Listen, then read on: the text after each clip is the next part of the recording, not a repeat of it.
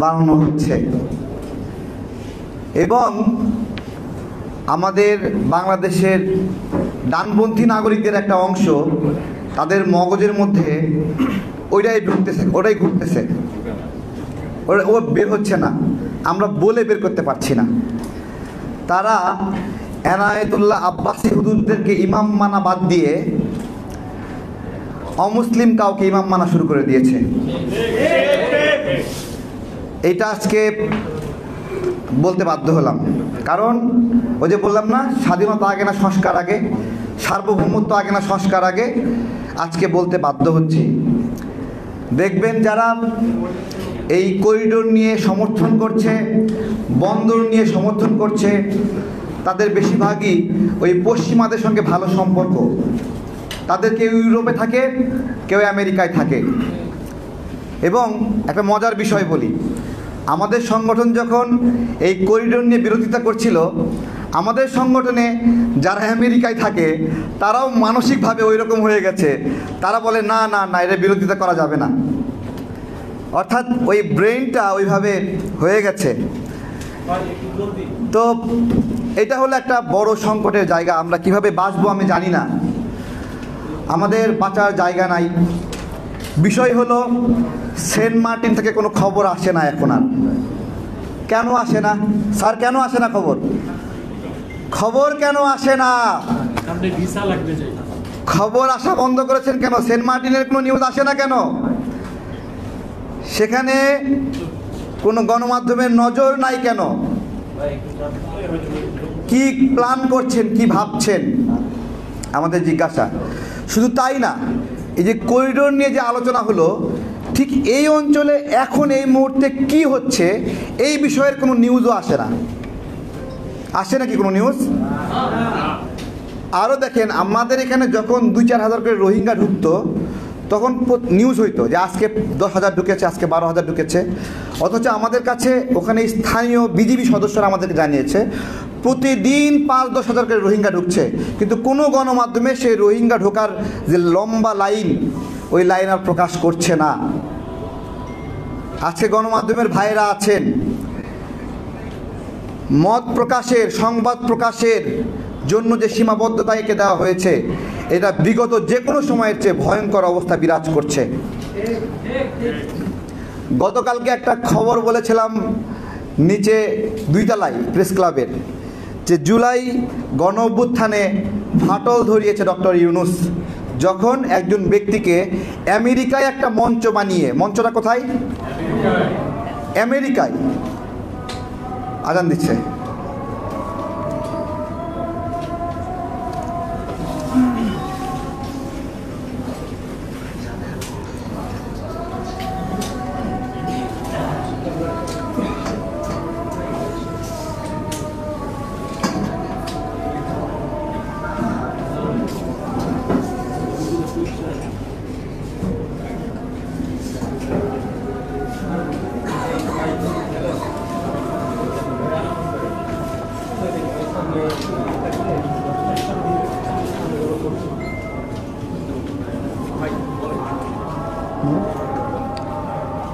আচ্ছা,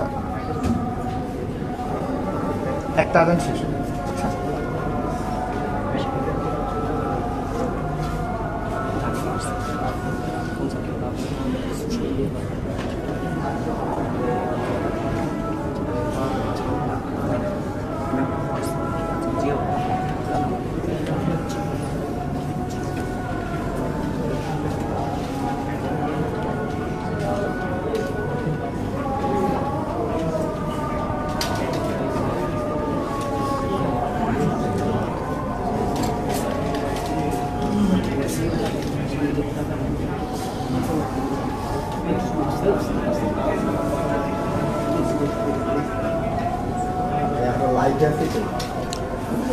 Okay.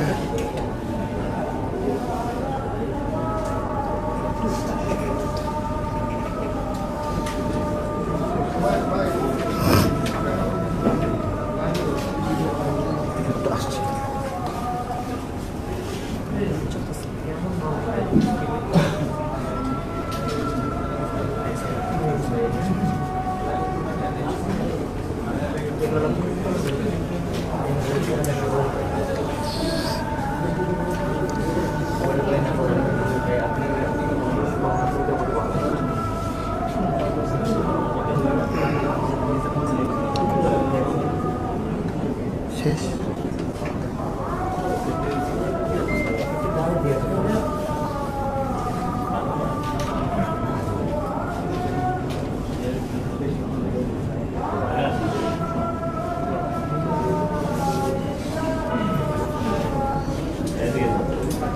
একটু নেন। ওকে, যেটা বলছিলাম যে ডক্টর ইউনূস স্যার কোন মঞ্চে গিয়ে মাস্টার মাইন্ড ঘোষণা করলেন? আমেরিকাতে তৈরি করা একটা মঞ্চ, বিগ ফ্রেম। বিগ ফ্রেম মানে কি? বড় উদ্দেশ্য, তাই না? একটা বড় বিগ ফ্রেম, ইন্টারন্যাশনাল ফ্রেমে দাঁড়ায় একজনকে মাস্টার মাইন্ড বানাই দিলেন। পুরা জুলাই গণঅভ্যুত্থানের রাজনৈতিক দলগুলো ভাগ হয়ে গেল মতবাদ। এই 2 দিন আগেও আমরা একসঙ্গে ছিলাম, সবাইকে ভাগ করে দিয়ে দিল। এটা গতকাল বলছিলাম, একটা গণমাধ্যমেরও সাহস হয়নি এটা নিউজ করার। প্রায় 30-40টা সাংবাদিক ভাই ছিল। তো আসলে লাইভে চলতেছে না, তাহলে চলে গেছে। আমরা আসলে যা দেখি না ওইটা ভিতরে অন্যরকম। আমাকে যখন কৃষক আম সাপ্লাই দেয়, উপরে সুন্দর করে আমগুলো সাজায় নিয়ে আসে, দেখতে ভালো লাগে। যখন উল্টায় ঢালি, গুঁড়া গুঁড়া দেখে মনটা ছোট হয়ে যায়, বুঝছেন? তো এই কথাটা কেন বললাম? 10টা অস্ত্র মামলা বিষয়ে আমরা জানি না পার্বত্য অঞ্চলের, যে কি এটা হলো পাকিস্তান সাপ্লাই দিছে, এটা বিএনপি নিয়ে আসছে, তাই না? আইনা ভারতের দালাল কিছু মিডিয়ায় লম্বা লম্বা নিউজ ছাপা হলো যে পাকিস্তান অস্ত্র সাপ্লাই দিছে। আজকে আমি আপনাকে একটা ছবি দেখাবো। এটা হলো উজি রাইফেল, তাই না? এই উজি রাইফেল কে বানায়? ইসরায়েল বানায়। আমার প্রশ্ন হলো, ভারতকে ভাঙার জন্য ইসরায়েল উজি রাইফেল দিবে? বলেন। দেখেন, পত্রিকা আমাদের যা খাওয়াইছে আমরা খাই ফেলাইছি নি? বাবর সাহেব এই অস্ত্র নিয়ে পরীক্ষা করছিলেন, এটা কোন দেশের অস্ত্র? তো এই ইসরায়েল থেকে আসছে অস্ত্র বাংলাদেশে। এবার আমাকে বলেন যে আসলেই এটা ভারতকে ভাঙার উদ্দেশ্যে এই অস্ত্র আসছিল, নাকি ওই সময় জাতীয়তাবাদী সরকারকে সরানোর জন্য, বিপদে ফেলানোর জন্য এই অস্ত্র আসছিল? আমাদের সার্বভৌমত্বের সংকটের জায়গাগুলো কি আসলে আমরা বুঝি না, ঠিক আছে? ভারত প্ল্যান করছে কি, যে জীবন দিয়ে হইলেও জাতীয়তাবাদী কোনো শক্তিকে ক্ষমতায় আসতে দেওয়া যাবে না। মানে ন্যাশনালিস্ট পলিটিক্স যারা করে তারা যেন ক্ষমতায় আসতে না পারে। এই পলিসি অনুযায়ী দীর্ঘ 16-17 বছর ন্যাশনালিস্টদেরকে ক্ষমতায় আসতে দেওয়া হয় নাই। আবার এখন যে সম্ভাবনা তৈরি হয়েছে ডানপন্থীদের ক্ষমতায় যাওয়া, ইসলামিক দলগুলোর একটা অংশগ্রহণ, বিএনপির একটা অংশগ্রহণ, বলছে ওইটা ঠেকাও। এবং নতুন করে তত্ত্ব আবিষ্কার করা হচ্ছে, এরা হলো ভারতের দালাল। ধরে ধরে বলা হচ্ছে তুমি ভারতের দালাল, তুমি ভারতের দালাল, তুমি ভারতের দালাল। বাংলাদেশের রাজনীতির যত আইডল আছে সবগুলোকে সুন্দর করে দালাল বানায় দেওয়া হচ্ছে। এবার ফ্রেশকে ওই যে এখন থেকে 1.5 যুগ আগে, 1 যুগ আগে নোবেল পুরস্কার দিছিল না, প্ল্যানটা ওখান থেকে আসছে। আমেরিকা কাজ করে এইভাবে যে কোনো এলাকায় কাউকে নেতৃত্বে আনার জন্য, তাদের প্রতিনিধি ঠিক করার জন্য আগে নোবেল দেবে। এই যে অং সান সু কি, তাকে নোবেল দিছে, ওটা ফেল করছে, কিন্তু বাংলাদেশ এটা সাকসেসফুল হয়েছে।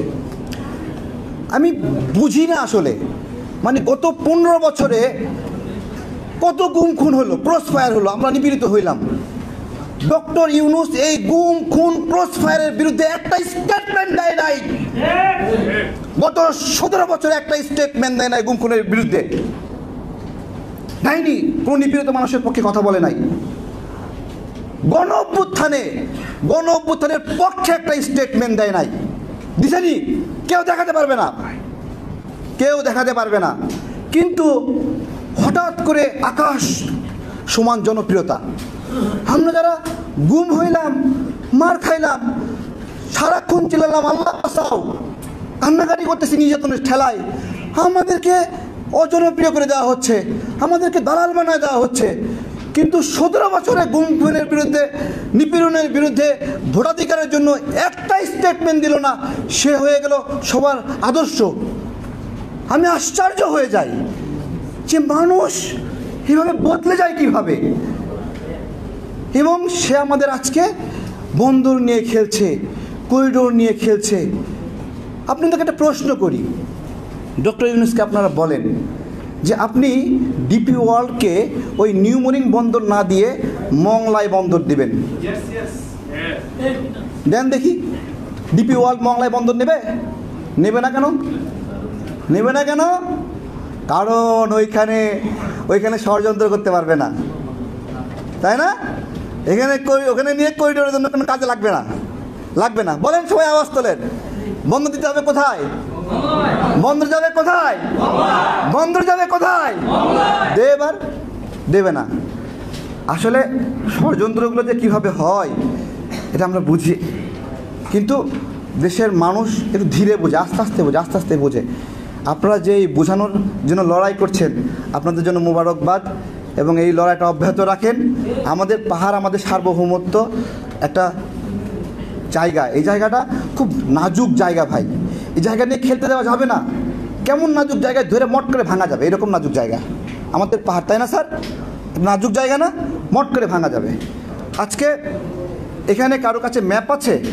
এই যে রাখাইনের ম্যাপটা আছে নাকি? রাখাইনের ম্যাপটা আমি একটু কাগজে একটু আঁকায় দেখাই।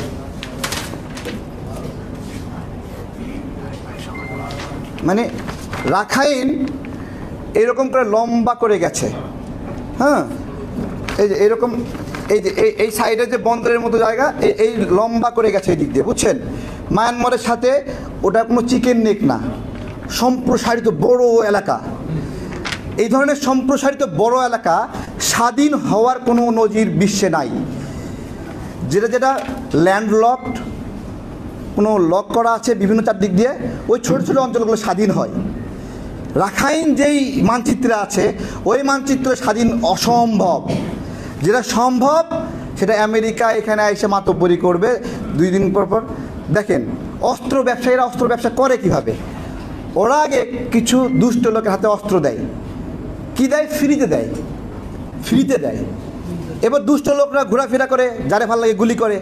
এখন এই গুলি থেকে বাঁচার জন্য ওই অস্ত্র ব্যবসায়ীর কাছে আবার সাধারণ মানুষ যায় যে আমারও একটা দাও। এটা একটা অনেক পুরনো কৌশল। তো আমেরিকা দক্ষিণ এশিয়া কেন্দ্রিক মারামারি লাগাতে পারে নাই কখনো, ফলে এখানে তার অস্ত্রের ব্যবসাটা নাই। যারা ইসরায়েলে ওখানে ঘুটি কাটছে, ওখানে পুরো মধ্যপ্রাচ্য জুড়ে নিজেদেরকে রক্ষা করার জন্য সৌদি আরব যা লাগবে সব কিনে ফেলাইছে, ওমান যা লাগবে সব কিনে ফেলাইছে, সব কিনে শক্তিশালী হয়ে গেছে। কিসের ভয়ে? ইসরায়েলের ভয়ে।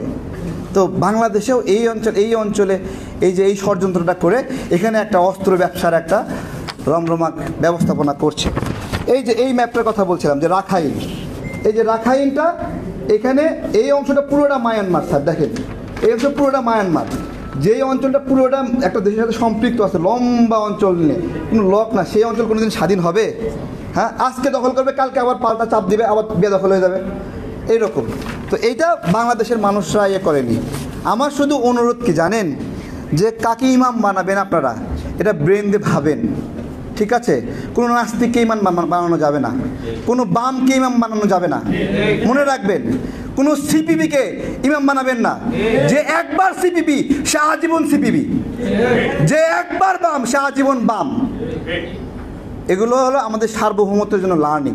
ভালো থাকবেন সবাই, আসসালামু আলাইকুম। অনেক ধন্যবাদ জানাচ্ছি।